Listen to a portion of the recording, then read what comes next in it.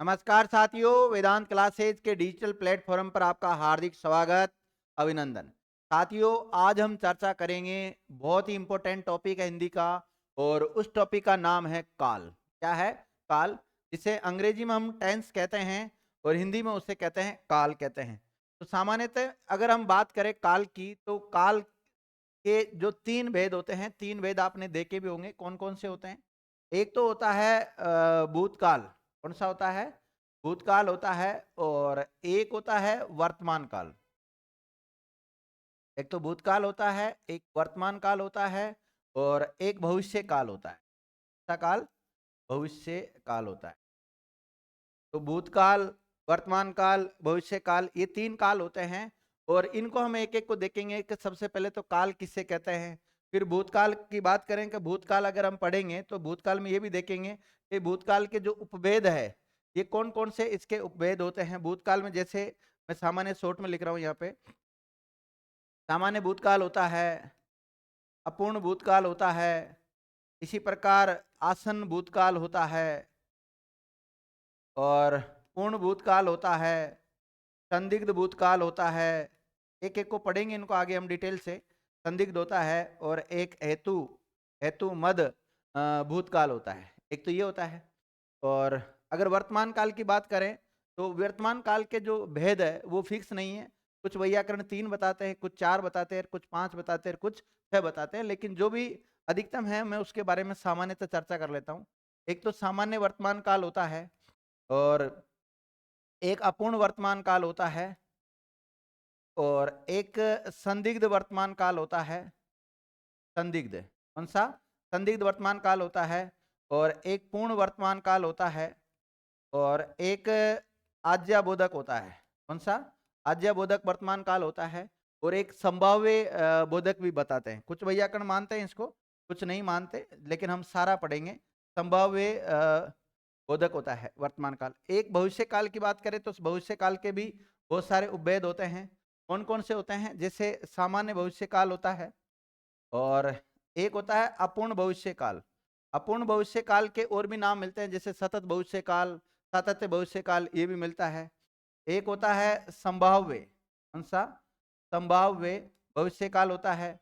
एक होता है हेतु हेतु मद भविष्य काल, और एक होता है आज्ञा बोधक। कौन सा है? आज्ञा बोधक भविष्य काल होता है। तो इस प्रकार से काल के भी तीन उपभेद होते, तीन भेद होते हैं, भूतकाल, वर्तमान काल और भविष्य काल। फिर इनके भी उपभेद होते हैं, और इन सब की अलग अलग पहचान भी है, उसको हम देखेंगे। साथ ही में अगर इनकी कोई पहचान के साथ इनके जो उदाहरण है, उदाहरणों की भी अधिक से अधिक हम प्रैक्टिस करके देख लेंगे साथियों।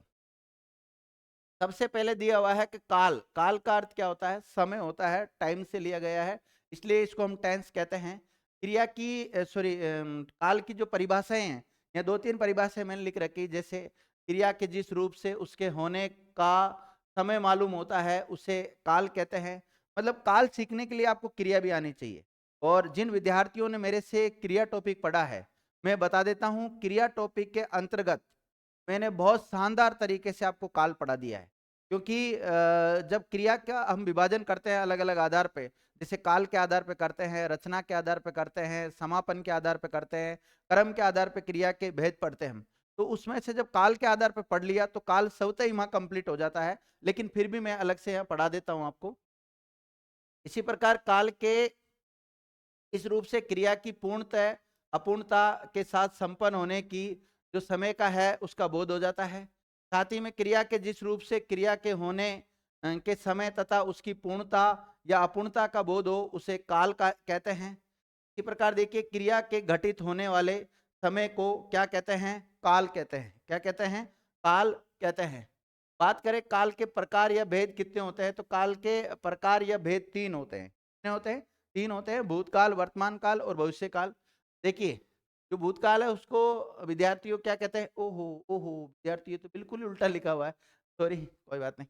देखिए, वर्तमान काल को बोलते हैं प्रेजेंट टेंस, और भूतकाल को बोलते हैं पास्ट टेंस, और भविष्य काल को क्या बोलते हैं? Future tense. तो इसमें आप थोड़ा सा अगर मिस्टेक है तो आप इसको अदरवाइज ना ले, छोटी मोटी त्रुटियां हो जाती है, एक मानव है उससे भूल हो जाती। हालांकि आगे पीछे हो गया ये कैसे।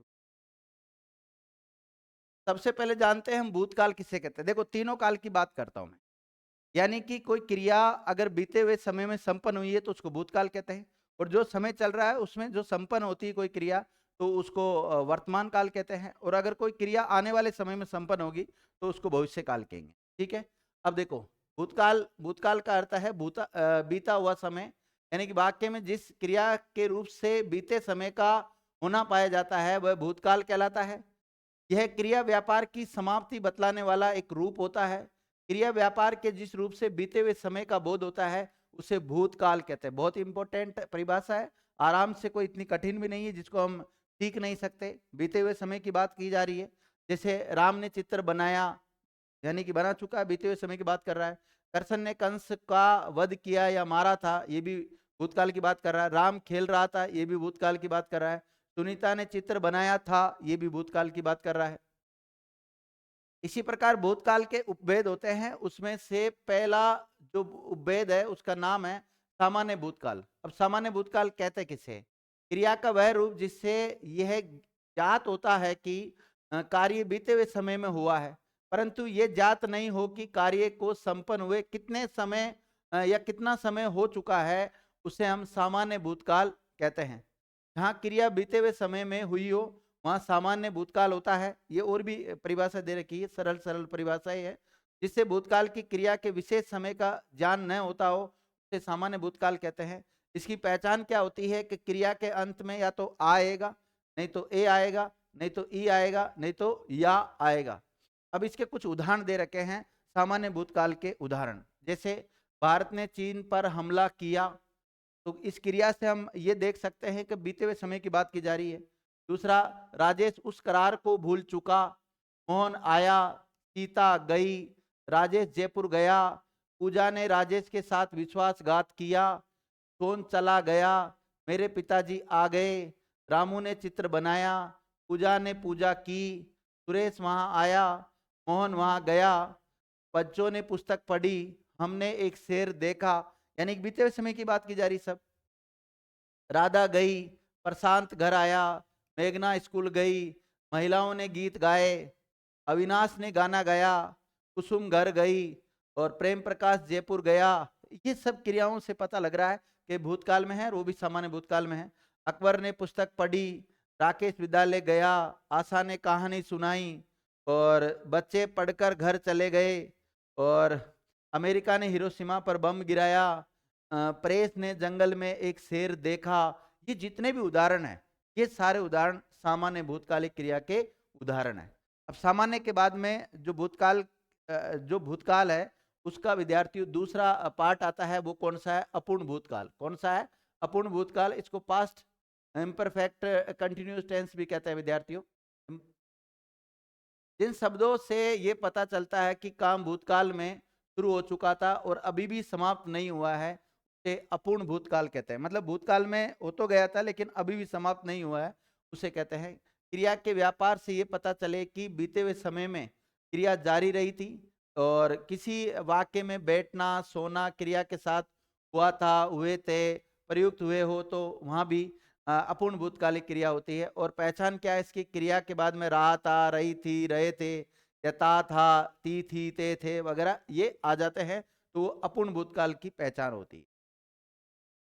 जैसे मैं पुस्तक पढ़ रहा था, निकुंज खाना खा रहा था, गीता सो रही थी, नीतू नाच रही थी, दादी पूजा कर रही थी, मकान का निर्माण चल रहा था, माताजी खाना खा रही थी, रोहन पुस्तक पढ़ता था और वह खाना पका रही थी, और तुम पढ़ रहे थे, बच्चे खेलते थे, बच्चे कमरे में सोए हुए थे, बंदर पेड़ पर बैठा हुआ था और सीता पुस्तक पढ़ती थी, गरिमा गाना गाती थी, मीनाक्षी खाना बना रही थी, वर्षा गाना गा रही थी और हेमंत पुस्तक पढ़ता था और सविता कपड़े धो रही थी, राकेश विद्यालय जा रहा था, आशा कहानी सुना रही थी, बच्चे पढ़कर घर जा रहे थे और प्रेस ने जंगल में एक शेर, नहीं प्रेस जंगल नहीं ऐसा आता विद्यार्थियों, ये नहीं आएगा। प्रेस जंगल में एक शेर देख रहा था, ये यहाँ पर नहीं आएगा।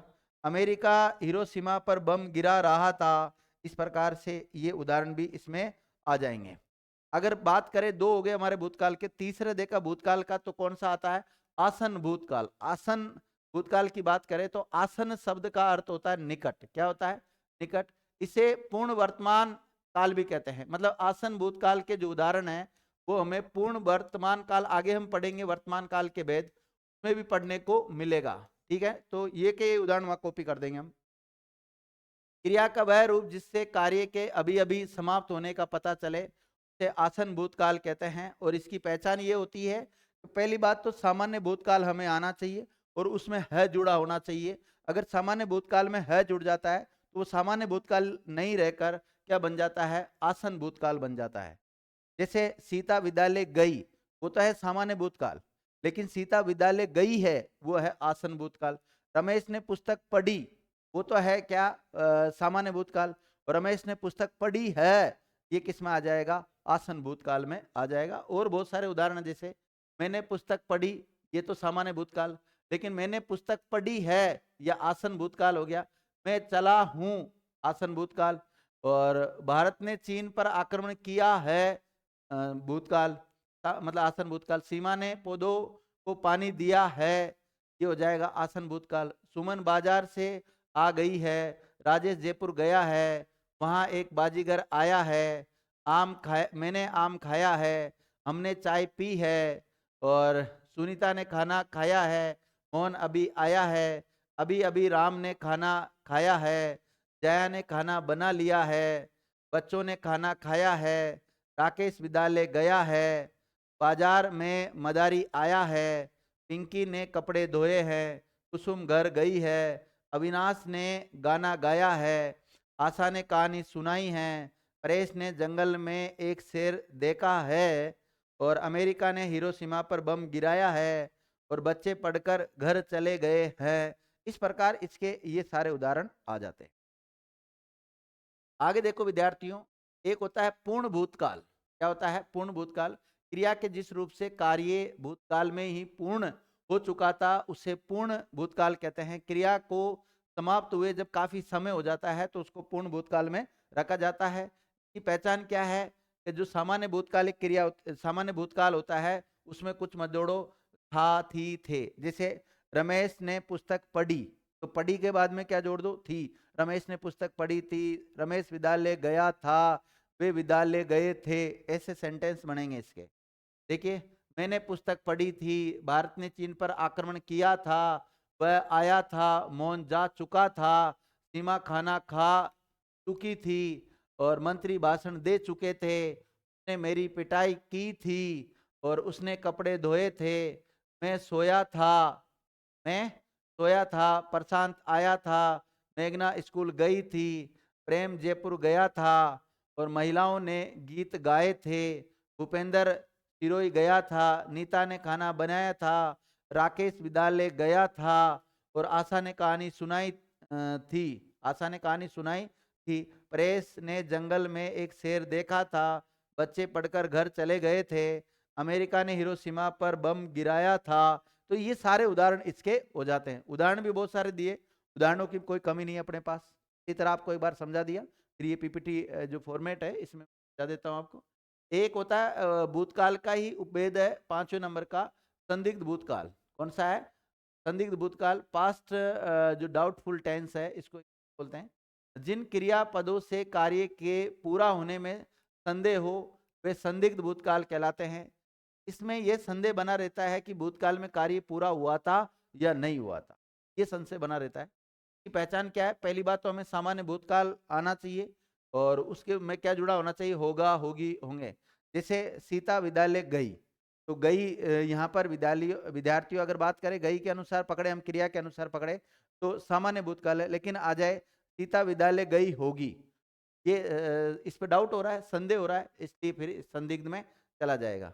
आगे देखो, मैंने पुस्तक पढ़ी होगी, भारत ने चीन पर आक्रमण किया होगा, तुमने देखा होगा, मोहन ने गृह कार्य कर लिया होगा, शिक्षक ने पाठ पढ़ा लिया होगा, माँ ने खाना खा लिया होगा, ने गाना गाया होगा, नानी ने कहानी सुनाई होगी, तू गाया होगा, तुमने गाया होगा, सोन ने चोरी की होगी, और शायद उसने खेला होगा, आपने पढ़ा होगा, भारत ने मैच जीत लिया होगा, अनवर गया होगा, गुंजन ने पाठ पढ़ लिया होगा, प्रशांत घर गया होगा, लड़कियां खाना खा चुकी होगी, उसने पुस्तक पढ़ ली हो, और शबनम खाना बना रही होगी, राकेश विद्यालय गया होगा, और आशा ने कहानी सुनाई होगी, प्रेस ने जंगल में एक शेर देखा होगा, अमेरिका ने हिरोशिमा पर बम गिराया होगा, और बच्चे पढ़कर घर चले गए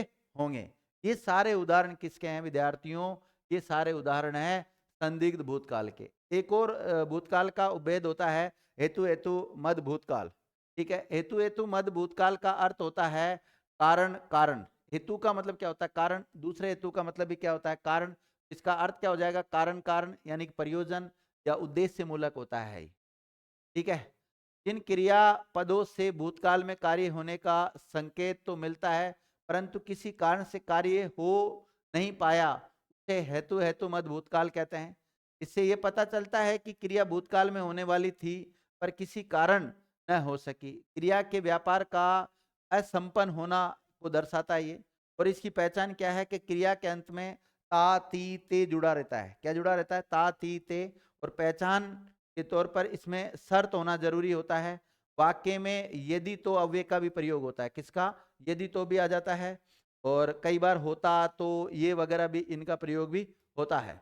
जैसे यदि पढ़ता तो पास हो जाता, या फिर ऐसे भी आ सकता है यदि पढ़ता तो, और क्रिया के अंत में ता भी आ रहा है, इसे भी पकड़ सकते हैं हम। यदि युद्ध होता तो गोलियां चलती। तो यहाँ पर एक क्रिया का संपन्न होना दूसरी क्रिया का कारण भी बनता है। और बीते हुए समय की बात की जा रही है इसमें काल की। मैं आता तू जाता, मैं आता तो तू जाता, तो ऐसे बनता है।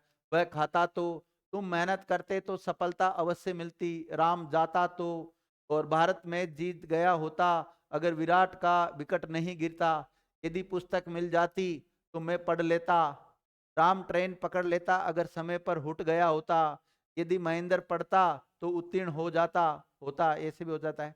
तुमने पढ़ाई की होती तो उत्तीर्ण हो जाते, यदि वह आता तो मैं जाता, अगर धूप आती तो गर्मी बढ़ जाती, अगर मेहनत करते तो सफल हो जाते। ऐसे इसके उदाहरण मिलते हैं, बहुत सारे उदाहरण।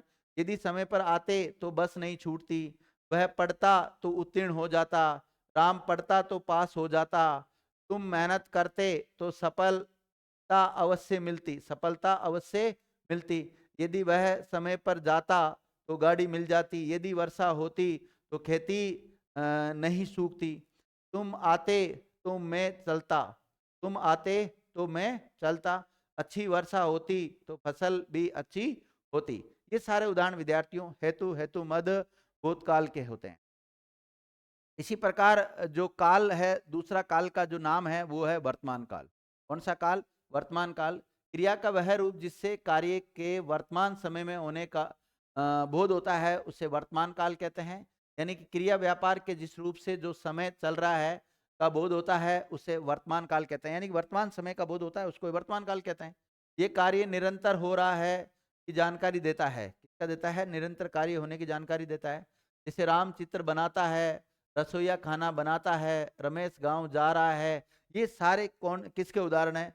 ये सारे उदाहरण विद्यार्थियों वर्तमान कालिक क्रिया के, सॉरी वर्तमान जो काल है उसके उदाहरण है। क्योंकि तो ज्यादातर मैं क्रिया में पढ़ाता हूँ तो वर्तमान कालिक क्रिया, भूतकालिक क्रिया ऐसे मुझे याद रह जाता है ज्यादा। तो देखिए, सामान्य वर्तमान काल होता है, इसके भी उपभेद होते हैं।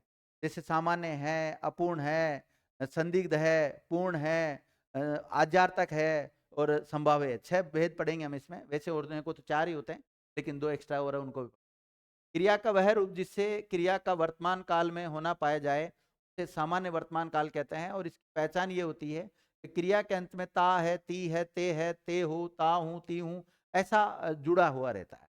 देखिए कैसे, जैसे राम तैरता है, मैं तैरता हूँ, वह आता है, वह देखता है, निकुंज भाषण देता है, मंत्री भाषण देते हैं, सुनीता खाना खाती है, सरोज दौड़ती है, मैं आपको हिंदी पढ़ाता हूँ, और सीता गाना गाती है, पूजा पूजा करती है, मैं जाता हूँ, पढ़ता हूँ, आपको हिंदी पढ़ाता हूँ, पूजा नृत्य करती है, और वर्षा शोर करती है, मनीष पत्र लिखता है, लड़के शोर करते हैं, धर्मेंद्र पत्र लिखता है, पिंकी खाना बनाती है और गुंजन स्कूल जाती है, सीता आम खाती है, मैं खाना खाता हूँ। खाता नहीं होता विद्यार्थियों, यहाँ पे क्या आएगा, खाता हूँ। बहुत सारी इसमें अशुद्धियाँ है, मिसप्रिंट ज़्यादा है, खाता हूँ।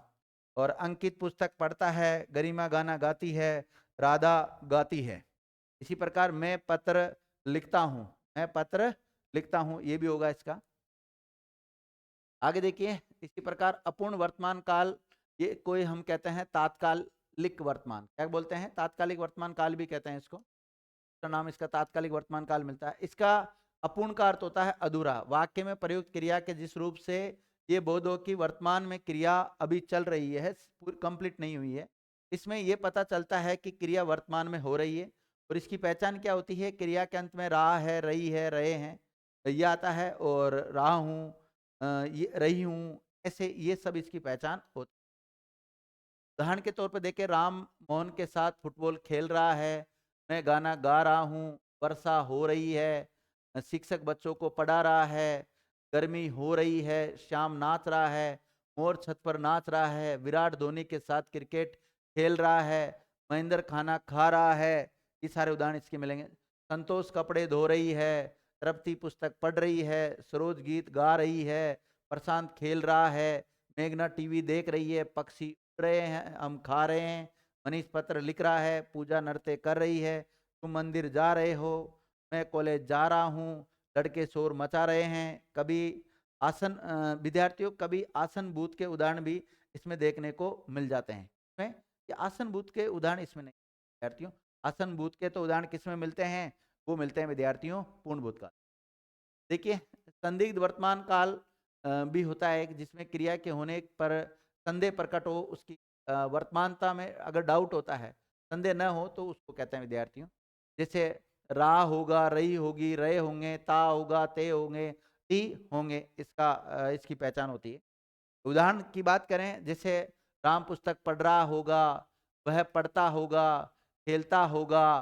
इसी प्रकार सुनीता पुस्तक पढ़ती होगी, निकुंज पुस्तक लिख रहा होगा, राम खाता होगा, संगीता सो रही होगी, राम खेल रहा होगा, पिताजी घर आते होंगे, श्याम पत्र लिखता होगा, वे फिल्म देख रहे होंगे, वह नाचती होगी, बच्चे टीवी देख रहे होंगे, भूपेंद्र अखबार पढ़ता होगा, वह पढ़ता होगा, सीता गाना गा रही होगी, अबे खेत में काम करता होगा, राम पत्र लिखता होगा, मनीष पत्र लिखता होगा, और राधा प्रतीक्षा करती होगी, वह पढ़ता होगा, क्या होगा, वह पढ़ता होगा, पूजा नृत्य करती होगी, लड़के शोर करते होंगे, वह कॉलेज जाता होगा, और तुम मंदिर जाते होंगे। इसके उदाहरण है। एक होता है पूर्ण वर्तमान काल, जिस क्रिया से ये पता चले कि क्रिया का व्यापार वर्तमान काल में पूर्ण हो गया है, उसे पूर्ण वर्तमान काल कहते हैं। यानी कि इसके सारे उदाहरण कहाँ देखने को मिलेंगे आपको, आसन भूतकाल में। कहाँ मिलेंगे, आसन भूतकाल में इसके उदाहरण देखने को मिलेंगे। जैसे रमेश ने खेल खेला गया है, और पत्र भेजा गया है, वह आया है, मैंने रोटी खाई है, मनीष ने गाना गाया है, और लड़के ने पुस्तक पढ़ी है। ये सारे आसन भूतकाल के भी उदाहरण होते हैं। एक होता है विद्यार्थियों संभाव्य वर्तमान काल, यानी क्रिया का वह रूप जिसके माध्यम से वर्तमान समय में क्रिया के पूर्ण होने की संभावना का बोध होता है, उसे संभाव्य वर्तमान काल कहते हैं। इसमें वर्तमान काल में काम के पूरा होने की संभावना रहती है। इसका पहचान है ता हो, ती हो, या हो, ई हो, ये इसकी पहचान होती है।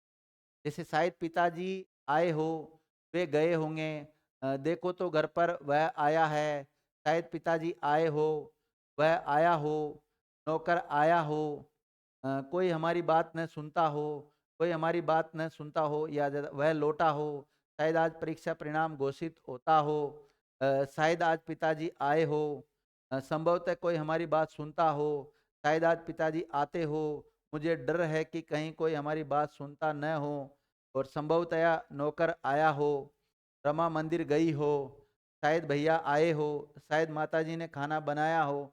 और ये विद्यार्थियों, इसका कोई औचित्य नहीं है इस बात का, लेकिन फिर भी कुछ वैयाकरण मानते हैं, तो उनके अनुसार हम भी बता देते हैं। एक होता है आज्यार तक, वाक्य में प्रयुक्त क्रिया के जिस रूप से वर्तमान समय में ही क्रिया जारी रखने की आज्ञा का बोध होता है वहाँ आज्यार्थक वर्तमान काल होता है। वर्तमान समय में आज्ञा देना ही क्या कहलाता है? आज्यार्थक वर्तमान काल कहलाता है। जैसे मोहित अब तू पढ़, वर्तमान समय में दीजिए मोहन तुम भी पढ़ो, अब मैं चलूँ, तुम ये पाठ पढ़ो, दुष्यंत अब तुम पढ़ो, राधा तू नाच, महेश अब तुम खेलो, राधिका विद्यालय जाओ, हरीश तुम अपना गृह कार्य करो, विवेक मेज को साफ करो, आप भी पढ़िए। ये सारे उदाहरण इसके आ जाते हैं। अब बात करें अंतिम जो काल है तीसरा नंबर का, वो भविष्य काल है। यानी कि ऐसा काल या क्रिया के जिस रूप से आने वाले समय का बोध होता है उसे क्या कहते हैं? भविष्य काल कहते हैं। क्रिया के जिस रूप से आने वाले समय में उसके करने या होने का बोध होता है उसे भविष्य काल कहते हैं। क्रिया के जिस रूप से ये ज्ञात होता है कि कार्य आने वाले समय में संपन्न होगा उसे भविष्य काल कहते हैं। एक और परिभाषा है, क्रिया व्यापार के जिस रूप से आने वाले समय में होने का बोध होता है उसे भविष्य काल कहते हैं। भविष्य काल बोलो या भविष्य काल बोलो, बात एक ही है। कुछ उदाहरण देख लेते हैं इसके, जैसे राम चित्र बनाएगा, मंगलवार से हमारी परीक्षा शुरू होगी, हम कल फिल्म देखने जाएंगे, सीमा शादी में जाएगी। आने वाले समय की बात की जा रही सब में। इसके भी उपभेद होते हैं और उपभेद में जो पहला जैसे सामान्य है, अपूर्ण है और संभाव्य है, हेतु हेतु मद है और आद्यार्थक, 5 इसके उपभेद है। पांचों को उपभेद को हम देख लें। सामान्य भविष्य काल जैसे क्रिया के जिस रूप से आने वाले समय में कार्य होने का बोध होता है उसे सामान्य भविष्य काल कहते हैं। पहचान क्या है? मुख्य क्रिया में गागेगी का प्रयोग किया जाता है और एगा एगी एंगे ऐसे अंत में जुड़ा रहता है। जैसे निकुंज पुस्तक पढ़ेगा, न नो मन तेल होगा, न राधा नाचेगी, मैं कल जयपुर जा रहा हूँ, और कल हम प्रधानमंत्री जी से मिलने जा रहे हैं, आप यहीं रुकिए, मैं स्कूटर लेकर आता हूँ, वह घर जाएगा, औरतें गीत गाएगी, लड़के खेलेंगे, अंकित पुस्तक पढ़ेगा, कृष्णा लेख लिखेगी, पिताजी मिठाई लाएंगे, सुनीता पुस्तक पढ़ेगी, कल स्कूल बंद रहेगा, मैं कल खरीदारी करने जाऊंगा, प्रेस जंगल में एक शेर देखेगा, हम घूमने जाएंगे, सीता किताब पढ़ेगी, सोहन बाजार जाएगा, श्याम आज आएगा, वह जाएगा, तुम पढ़ोगे, मैं खेलूंगा, बच्चे होली मनाएंगे, अरुणा कल नाथ द्वारा जाएगी, लीला नृत्य प्रतियोगिता में भाग लेगी, राकेश विद्यालय जाएगा, मैं पढ़ूंगा, अमेरिका हिरोशिमा पर बम गिराएगा, गिरा दिया विद्यार्थी उसने, बच्चे पढ़कर घर चले गए हैं, और आशा कहानी सुनाएगी। नहीं विद्यार्थी, बच्चे पढ़कर घर चले गए, ये तो विद्यार्थियों किस में जाए? ये तो इसमें जा ही नहीं सकता भविष्य काल में, इसको हटा लेना। आगे देखिए, अपूर्ण भविष्यकालिक क्रिया या सतत भविष्यकालिक क्रिया या सातत्य भविष्यकालिक क्रिया की बात करें, इसकी पहचान क्या होती है? क्रिया के अंत में ता रहेगा, ती रहेगी, ते रहेंगे, ता रहूंगा जुड़ा रहता है। इसके अलावा हर रोज, हमेशा, नित्य, प्रतिदिन क्रिया संपन्न होती है और गागेगी इनके अंत में जुड़ा रहता है। जैसे मैं पढ़ता रहूंगा, मैं आपके काम आता रहूंगा, मैं दैनिक पुस्तकालय जाऊंगा। इसी प्रकार देखिए, एक होता है संभाव्य भविष्यकालिक क्रिया। जब वाक्य में प्रयुक्त क्रिया जिस रूप में उसके भविष्य में होने वाले होने की संभावना का पता चले उसे संभाव्य भविष्य काल कहते हैं। क्रिया के जिस रूप से आने वाले समय में कार्य के पूर्ण होने में संदेह हो उसे संभाव्य भविष्य काल कहा जाता है। पहचान क्या होती है इसकी? शायद, संभव, कदाचित, हो सकता है तथा क्रिया में गागेगी लगाकर उसे हटा दिया जाता है, मतलब गागेगी का प्रयोग नहीं होता है, ये ओ ऊ का प्रयोग होता है। संभाव्य भविष्य काल से अनुमान, अनुमति, इच्छा, आशीष, विधि या आदेश जैसे भावों का भी बोध होता है। जैसे वह पुस्तक पढ़ेगा, सामान्य भविष्य काल है, तो शायद वह पुस्तक पढ़े, ये संभाव्य भविष्य काल। संभवतः, संभव है इस माह के अंत तक परीक्षा परिणाम आ जाए, उसका फोन बंद है, हो सकता है वो चार्ज नहीं हो, अब मैं कहाँ जाऊँ, वह शायद विद्यालय जाए, संभव है आज कार्यालय खुला हो, अब वह क्या करे, वे शायद जयपुर जाएं, कदाचित आज भूपेंद्र आए, कल हम शायद शादी में जाएं, वह शायद कंप्यूटर सेंटर जाए, संभव है रमेश कल आया और लगता है वह चला जाएगा, मुझे आशा है कि तुम पास हो जाओगे, हो सकता है आशा कहानी सुनाए, कदाचित सुनीता आज जयपुर आए और वे विवाह में सम्मिलित होने शायद जयपुर जाएं, शायद वह चला जाए, संभवतः मैं नौकरी छोड़ दूं और संभवतः मैं परीक्षा में उत्तीर्ण हो जाऊं और संभवतया राकेश विद्यालय जाए, शायद प्रेस जंगल में एक शेर देखे। ये सारे उदाहरण किसके मिलते हैं विद्यार्थियों? ये मिलते हैं किसके? संभाव्य भविष्यकाल के। एक होता है हेतु हेतु मद भविष्यकाल, क्रिया का वह रूप जिसमें एक क्रिया का होना दूसरी क्रिया पर निर्भर करता है, उसे हेतु हेतु मद भविष्यकाल कहते हैं। में एक क्रिया का होना दूसरी क्रिया के ऊपर निर्भर करता है। वाक्य में हमें यदि तो शब्द मिलते हैं पहचान की दृष्टि से, और क्रिया में गागेगी जुड़ा रहता है। ये सेम पहचान आपको वहां पर भूतकाल में जो हेतु हेतु मद आया था वहां पर भी मिली थी, लेकिन वहां बीते हुए समय की बात की जा रही है या आने वाले समय की बात की जा रही है। यदि पढ़ेगा तो पास होगा, तो पढ़ेगा तो पास होगा इस क्रिया से पता लग रहा है। अगर बस आ जाए तो संगीता विद्यालय जाए, इससे भी हो सकता है। हम सफर अगर एक दूसरे को समझ ले तो जीवन आसान हो जाए। वह आए तो मैं जाऊं, वह कमाए तो खाएं। एक दूसरे मतलब एक क्रिया का संपन्न होना दूसरी क्रिया का कारण बन रहा है।